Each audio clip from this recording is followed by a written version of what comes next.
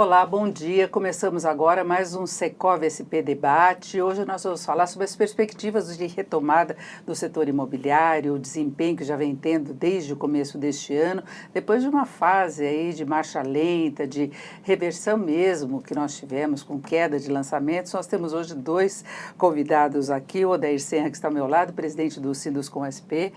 Odair, bom dia. Muito obrigada pela sua participação. Bom dia, Denise. Muito obrigado pelo convite.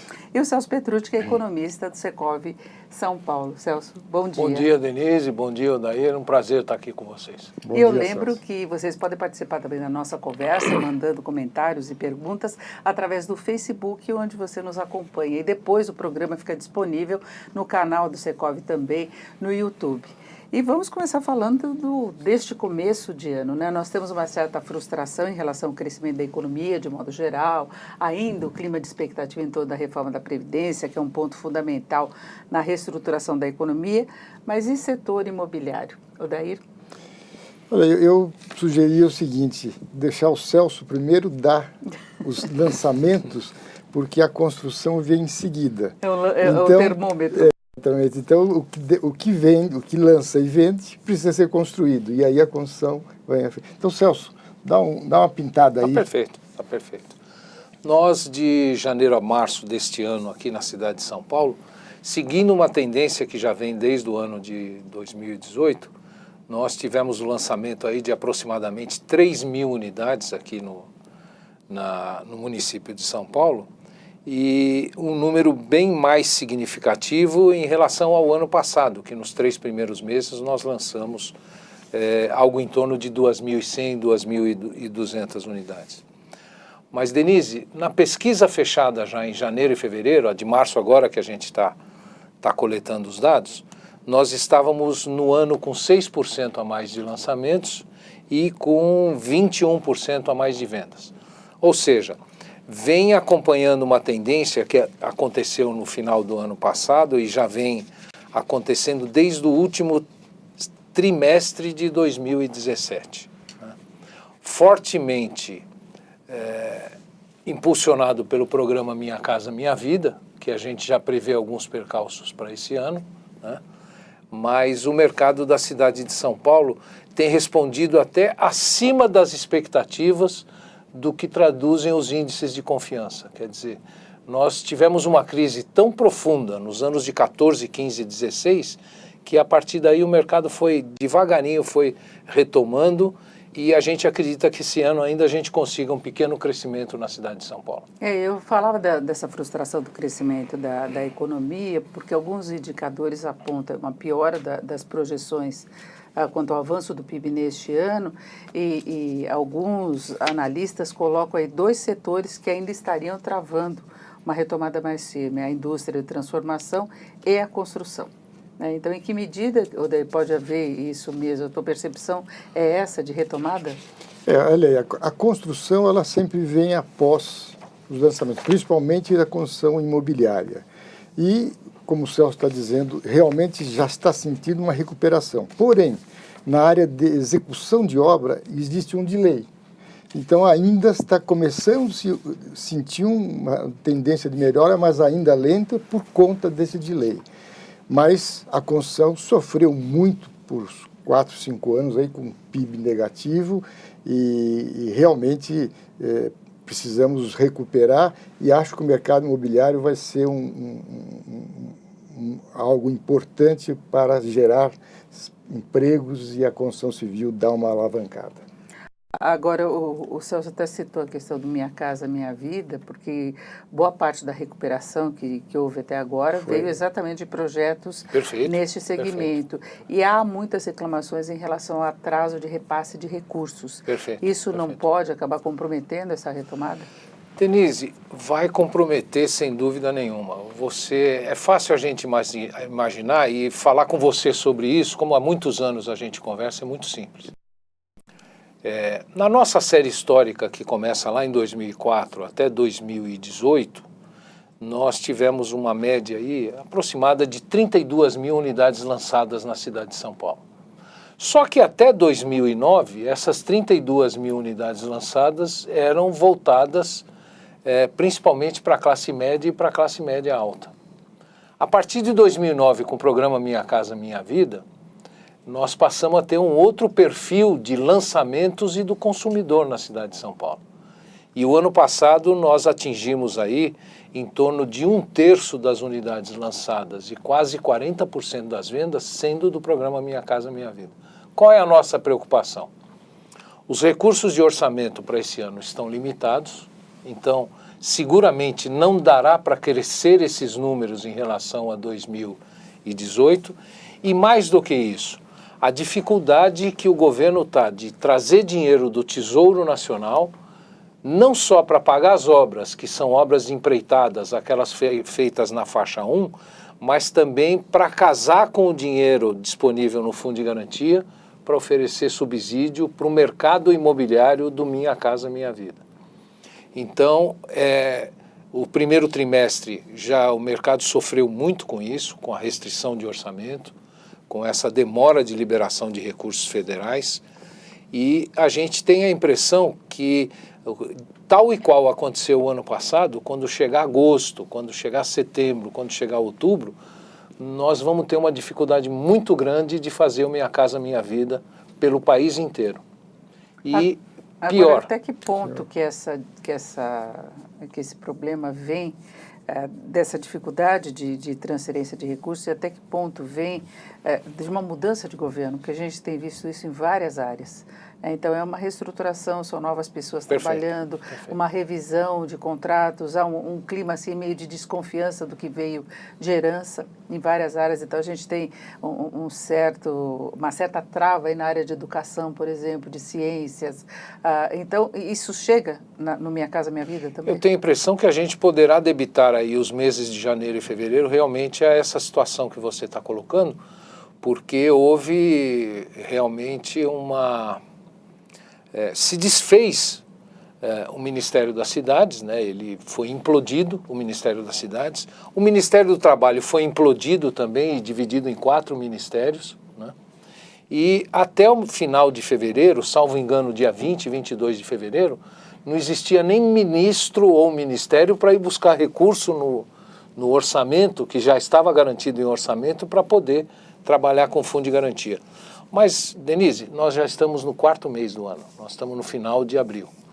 Eu tenho a impressão que a revisão do que podia ser feito, vamos dizer, reestruturação da própria, dos executivos da Caixa Econômica Federal, a reestruturação do Conselho Curador do Fundo de Garantia no Ministério da Economia e o MDR, o Ministério do Desenvolvimento Regional, que agora assumiu uma série de atividades do Ministério das Cidades, em 4 meses já tiveram tempo para isso. Eu acho que o nosso problema vai ser de limitação de recursos mesmo, muito mais de limitação de recursos e a dificuldade do governo aportar os recursos do Tesouro para pagar as faturas do faixa 1 e para compor o desconto do faixa 1,5 e 2, do que, vamos dizer, por força de mudança do governo. Acho que não tem governo nesse país que não tenha coragem, mas que vá mexer num programa tão exitoso como o programa Minha Casa Minha Vida. Eles já tiveram preocupação, por exemplo, com o Bolsa Família, que também é um programa social importante, vão pagar o 13º, embora não tenha reajuste exatamente pelo ajuste fiscal. Agora, Minha Casa Minha Vida tem repercussão do lado do emprego também. Eu teria alguma ameaça por aí em relação à possibilidade de demissões? Então, realmente, no processo de Minha Casa Minha Vida, processo construtivo, é quase que uma indústria. E a indústria, ela não pode deixar de ter o trabalho para ter o funcionário. Então, quer dizer, quase que uma maquininha de fazer apartamentos. Mas se não tiver para quem vender, se não tiver financiamento, vai criar um problema de emprego sem dúvida nenhuma. Mas esperamos que isso seja superado. Nós temos aqui o depoimento do Matheus Grando Rodrigues, que é da Lopes Brooklyn. Ele disse que também notou a retomada, vai lembrar que o mercado imobiliário é um grande transatlântico, a manobra demora, mas quando atinge a velocidade de cruzeiro... Perfeito. E essa velocidade de cruzeiro está longe ainda, não está? Eu acredito que sim. Né? Pensando no passado ainda, como é que está a relação hoje com o melhor momento? Foi o quê, 2014?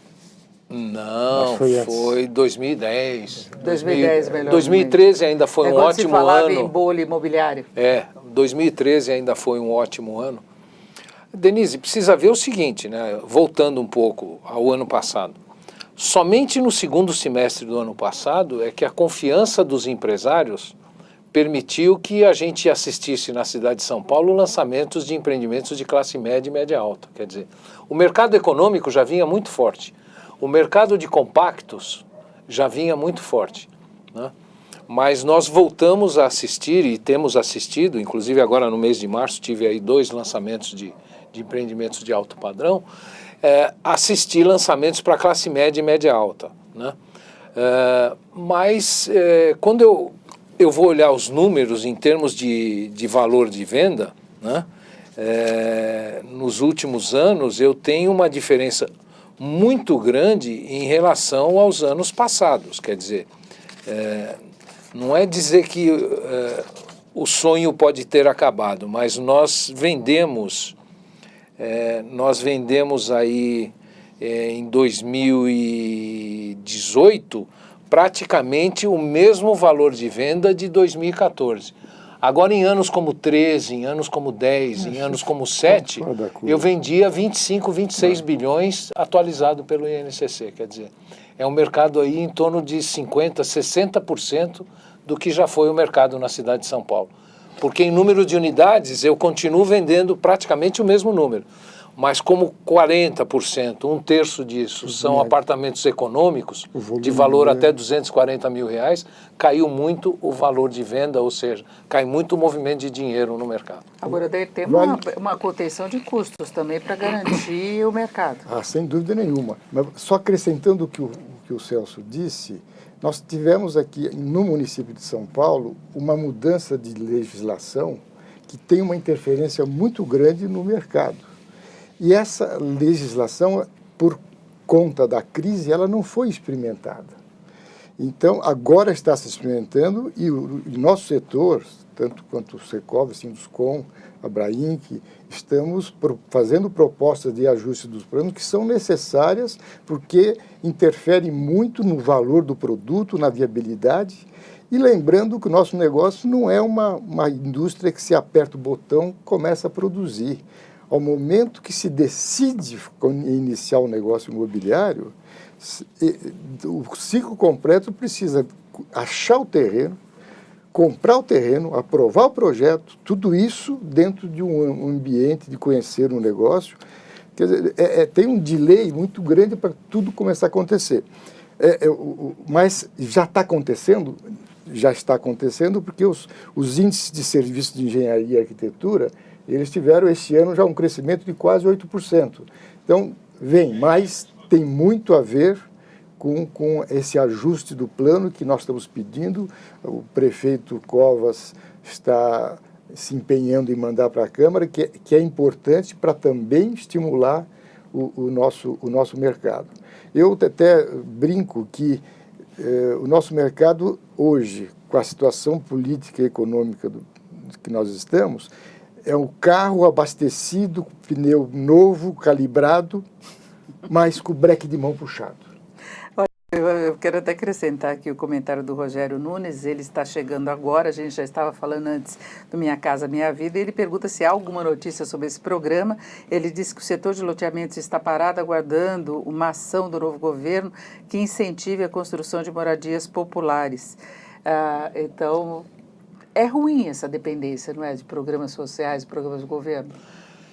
Denise, ela é ruim, mas ela é necessária e existe no mundo todo. Não, mas proporcionalmente, em relação ao movimento geral do setor, ficou muito nessa dependência. Eu acho, Denise, lá o programa, quando foi lançado, lá o programa de 1 milhão de unidades, em 2009, a gente jamais poderia imaginar que, segundo os dados que a gente tem aí do país, em 2018, o programa Minha Casa Minha Vida estivesse respondendo por de 65% a 75% do mercado imobiliário. Quer dizer, nós tivemos aí uma confluência de fatores negativos, como a crise de 15, a crise de 16, as questões de desemprego e outras questões que aconteceram com a economia, né? A perda de renda das famílias, né? Que seguraram muito aquele mercado tradicional. E a economia não permite vácuo, né? Quando você segurou um mercado, o outro mercado tomou conta. O que nós vamos ter que passar agora é uma transição para ir diminuindo a influência do Minha Casa Minha Vida no mercado imobiliário do país e outras mercadorias voltarem a ganhar protagonismo, entendeu? Porque ele já passou por todo o crescimento que ele podia passar, né? E ele não tem mais como crescer. E o governo não tem dinheiro mais para fazer crescimento do programa Minha Casa Minha Vida, nem o Fundo de Garantia. E temos mais uma reclamação em relação a isso, que é o Rodrigo Benassi Dias, dizendo que o programa está parado desde o ano passado e a construção civil em queda desde 2015. Então, é o que eu falava dessa dependência, né, de um governo que quer promover o ajuste fiscal, que está com o cobertor curto. Então, há essa dificuldade. Agora, eu queria acrescentar, porque o setor cobrava muito a aprovação do distrato, da definição de regras claras, que poderiam dar mais segurança. Houve também redução dos juros de financiamento. Essa trava que ainda que se vê em outros segmentos estaria relacionada à confiança, desemprego, à expectativa de mudança maior da economia. Tem uma demanda pronta para reagir se a economia começar a dar certo ou não? Eu não tenho a menor dúvida. Esse retorno do mercado imobiliário, principalmente aqui na cidade de São Paulo, e que com um certo delay vai acontecer nos outros mercados, ele tem a ver com a questão dos distratos e tem a ver com a taxa de juros. Porque hoje nós estamos numa taxa de juros para financiamento mediana aí, em torno de 9% ao ano, que é muito próxima, Denise, da melhor taxa de juros que nós tivemos na década passada, que era em torno de 8% ao ano. É baixo, inclusive, em termos reais, né? Sim. A gente olha os números da BCIP, os financiamentos imobiliários continuam crescendo, né? Então, eu tenho a impressão que o que está acontecendo no mercado hoje tem muito mais a ver com isso do que com, vamos dizer, o programa Minha Casa Minha Vida. Fevereiro, só para um dado para as pessoas saberem, né, que estão acompanhando o nosso programa, foi o primeiro mês dos últimos 3 anos que não teve nenhum lançamento do programa Minha Casa Minha Vida no município de São Paulo. Por quê? Porque esta dúvida que começou no último trimestre do ano passado, de falta de recurso vindo em voo de galinha, quer dizer, libera um pouco agora, libera um pouco depois, e que continua agora no primeiro trimestre. A expectativa nossa, inclusive da Câmara Brasileira da Indústria da Construção, é que isso esteja regularizado agora a partir de maio e a gente tenha vamos dizer, pelo menos alguns meses de tranquilidade aí para tocar o barco em relação ao Minha Casa Minha Vida. Bom, nós vamos voltar à questão do emprego. O Daniel Fonseca coloca que o setor da construção civil demitiu mais de 1 milhão de funcionários nos últimos anos. Qual seria o motivo do governo não incentivar mais o setor, já que outros setores, como o automobilístico, por exemplo, tem maior força junto ao governo e emprega muito menos? Lembrando que o setor automobilístico também está com dificuldade. Nós temos anúncio aí de fechamento de fábricas, é uma coisa que não se imaginava, até porque eles têm esse incentivo, né, incentivo tributário já há muito tempo, tem esse histórico. Agora o problema é falta de recurso mesmo. Eu vejo o seguinte: primeiro, se não vende, nada existe. Então precisa ter o mercado. Para ter o mercado tem que ter a confiança do consumidor, ou seja, emprego que ele possa pagar.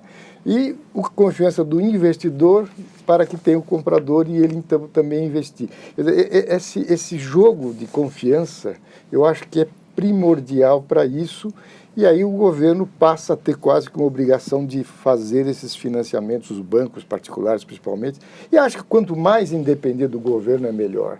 Mas eu não vejo como Minha Casa Minha Vida se consiga fazer isso, né, Celso? Perfeito. Agora, além do Minha Casa Minha Vida, o governo poderia fazer alguma outra coisa para alavancar o setor da construção, por exemplo, até porque tem preocupação com o emprego também, a Caixa Econômica já anunciou, eu não estava aí, estava viajando, que agora repasses na planta em qualquer nível de venda. Isso é muito positivo, porque não é que garante só o construtor e o incorporador, ele dá garantia também para o consumidor, dá uma garantia de uma compra de qualidade.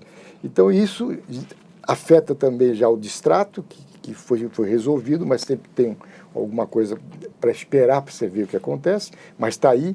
E essa já é um dado que o governo, que a Caixa Econômica, o governo já anunciou que já abriu essa ferramenta de repassar na planta em qualquer valor de apartamentos. dentro desse tema, Denise, o CAGED aí de janeiro e fevereiro, ainda não saiu de março, ele já apontava, deve sair entre hoje e amanhã, ele já apontava que 26 mil empregos na construção nos meses de janeiro e fevereiro. O ano passado, os 12 meses, foram 18 mil empregos. E grande parte desses empregos, quando a gente olha lá dentro do CAGED e olha o que é a construção, é construção de edifícios, obras preliminares e construção de edifícios. Que tem até o serviço de engenharia incluso aí. Aí você pensa o seguinte, nós perdemos 1 milhão de empregos, tem a ver com a Lava Jato, tem a ver com a Copa do Mundo, com as obras da Copa do Mundo, tem a ver com a Olimpíada, tem a ver com a própria crise de 15 e 16. Nós viemos de 4 anos negativos de emprego, o ano passado foi praticamente neutro, e esse ano a gente começa a gerar emprego. É igual o PIB da construção. Foram 5 anos negativos, né? 5 anos negativos. Este ano está previsto ainda, 2%. Pelo próprio Sinduscom, 2% de PIB. Né? Mas para que isso aconteça, aí volta nos assuntos que você gosta, né? Precisa passar a reforma da Previdência. Eu não gosto, não aguento mais falar em reforma. Precisa pensar na reforma tributária. Quer dizer, tem uma série de assuntos para pôr esse país para caminhar melhor. É a pauta que não avança, mas o Rodrigo Dias está preocupado também com essa questão de estímulos setoriais. Ele concorda com a participação aí do Daniel Fonseca em relação ao emprego, e ele lembra, inclusive, que os caminhoneiros conseguiram concessões. Ele queria saber se o setor da construção tem alguma estratégia específica junto ao governo para conseguir a liberação desse dinheiro. Como é que ficou com esse desmembramento lá do governo, as várias áreas, como é que é a interlocução, porque é isso que ele está cobrando, que se tem alguma ação para o governo perceber as dificuldades, né? Olha, o que eu posso adiantar para todo mundo que está assistindo a gente é o seguinte, todas as entidades, né, como o Sinduscom, como o Secov e outras entidades aqui do estado de São Paulo, e as entidades nacionais, tem sentado com o ministro da Economia, tem sentado com o ministro da Casa Civil, tem sentado com o ministro Canuto do MDR, ou seja, essa é a nossa pauta hoje, tem que, assim, dioturnamente nós buscamos o relacionamento com o governo, com a Caixa Econômica Federal, para destravar essa questão dos recursos. Tá? Agora, poderão haver novos incentivos para a construção? Eu tenho a impressão que não está no radar, no nosso radar, esse viés, não. Ter algum viés de outros incentivos. Mas eu espero liberar sim, o Minha Casa Minha Vida, né? Não, o liberar o Minha Casa Minha Vida, vamos dizer, só cumprir o orçamento do Fundo de Garantia já é uma ótima notícia, e é isso que a gente tem buscado junto ao governo federal. O Antônio Dabuz, ele diz que de fato a demanda efetiva está na baixa renda através do Minha Casa Minha Vida. Um dos grandes entraves, segundo ele, é o custo do dinheiro, financiamento, que aumenta muito a necessidade de subsídios ao financiamento. Além disso, as instabilidades do programa não permitem a efetiva tomada de decisão de investir. É fato? É fato, é fato. É fato. E isso, Denise, é uma coisa que todos temos nos debruçado, porque essa questão do Fundo de Garantia, né, relembrando um pouco a história do Fundo de Garantia, o Fundo de Garantia foi criado em 1966 com uma finalidade e ele, nos últimos anos, ele acabou tendo aí alguns desvios de finalidade. Né? Nós não temos outra fonte de recurso que possa ser aplicada como o FGTS de 4,5% a 8,16% ao ano. Então, a preservação do Fundo de Garantia, a responsabilidade com que o Fundo de Garantia é administrado e é usado pela Caixa Econômica Federal, pelo Banco do Brasil, é fundamental. Agora, nós também estamos conversando com a ABCIP, com o Banco Central, os bancos particulares, para pensar formas de você facilitar o acesso dos recursos da caderneta de poupança para essa classe mais baixa. Pode não ser abaixo de 240 mil, mas existe um mundo aí, Denise, entre imóveis no país de 240 a 500 mil reais, muito grande, que é muito grande e que com uma taxa de juros aí, hoje em 9%, e tendendo até a um viés de baixa, se continuar esses indicadores aí, ele vai alcançar uma boa parte dos produtos que tem no mercado e que não dependem do recurso do FGTS para poder serem adquiridos. Tá? Porque é uma área em que há demanda sempre, as pessoas querem ter a casa própria, querem Sim. ter condição de comprar, não é? E muitas vezes precisam morar, já vem né? adiando compra, Sim, não é? sim, Exatamente em função de crise, desemprego e tudo mais, mas aí tem que casar a condição de oferta com a condição da demanda. A gente tem acompanhado, inclusive, essa modificação no perfil dos millennials, né? Em as questões de compartilhamento, as questões de não aquisição, mas a nossa visão hoje para esse tipo de coisa é o seguinte: existirão produtos de compartilhamento, existirão produtos de multipropriedade e existirá sempre pessoas que vêm de uma certa, vamos dizer, ascendência, como a minha família, que é italiana, e que quer ter a propriedade. Isso sempre vai existir, né?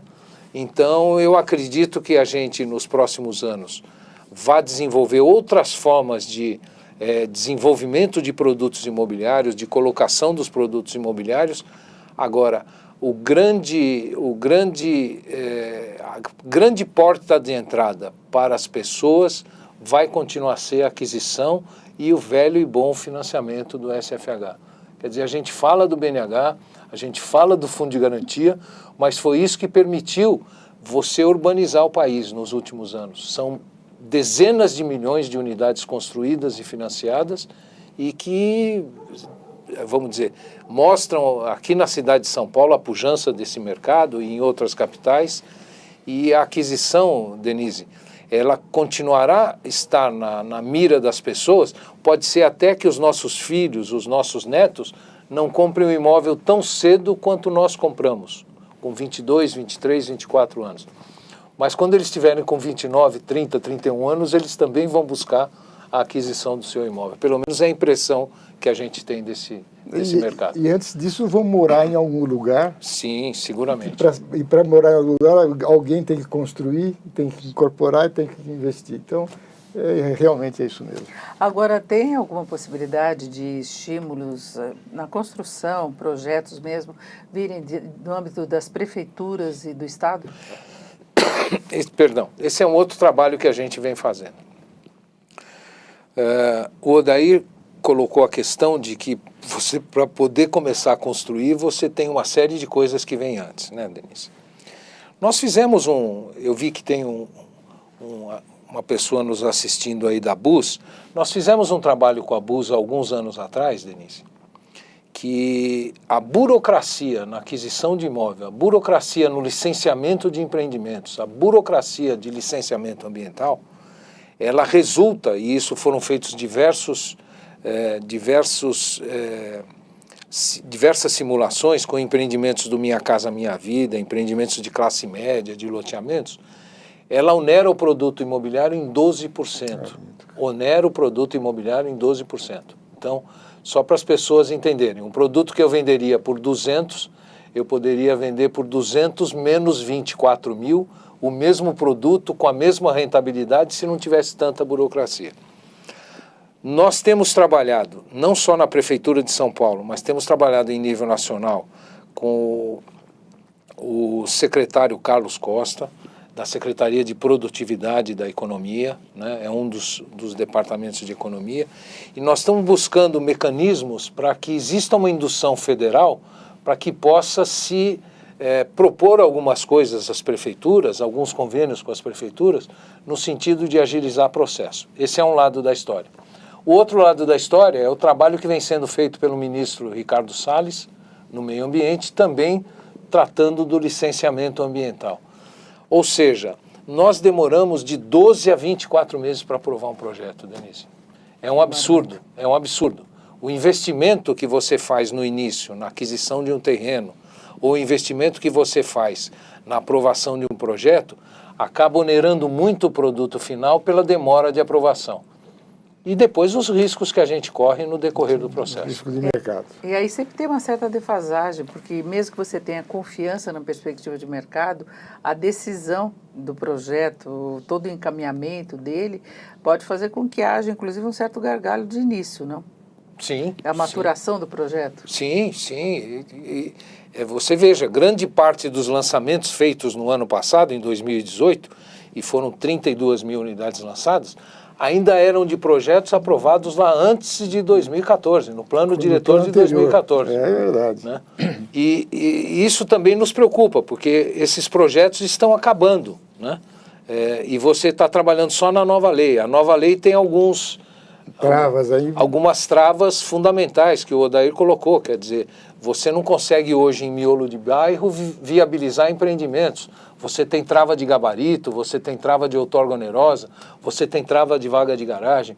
Então, as prefeituras precisam ter uma leitura melhor também, uma leitura mais ágil do que elas querem das cidades, entendeu? Né? Mas eu falar também em programas próprios de moradia, porque a gente tem os problemas nas prefeituras de modo geral, a necessidade de desocupação de determinadas áreas, de opções que possam dar para essas pessoas. Perfeito. Toda uma estratégia que a gente vê muitos prefeitos e governadores falarem, e aí em termos de percepção mesmo do setor da construção, ainda é muito limitado.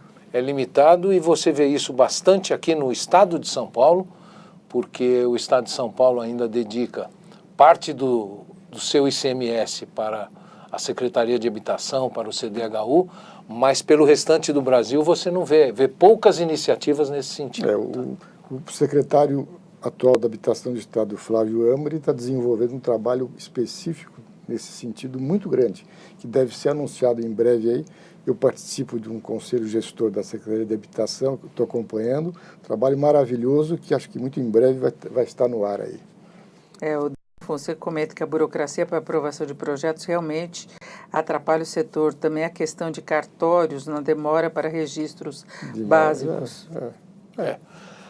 Olha, Denise, nós aqui em São Paulo, mais uma vez, a gente até que sofre menos com os cartórios, mas o que a gente vê aí pelo país é realmente um absurdo. Não é só problema da demora no registro, né?